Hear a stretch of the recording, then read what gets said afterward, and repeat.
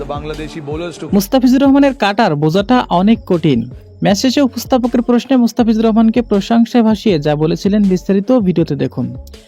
Qualify টিকে থাকতে হলে আজকের ম্যাচটি দিল্লি ক্যাপিটালসের জন্য খুবই গুরুত্বপূর্ণ।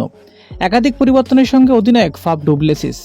তবে ম্যাচের মধ্যে মুস্তাফিজকে একটু অন্যভাবে ব্যবহার করতে পয়েন্ট অনুসরণ করেছে। পাওয়ার প্লের প্রথম 2 ওভারে রোহিত শর্মা এবং রিংটন 22 রান সংগ্রহ করে ফেলেছে। এ যেন ক্ষিপ্ত মুম্বাই, তবে যে বাপেরও বাপ আছে সেটা বুঝাই দিল মুস্তাফিজুর রহমান।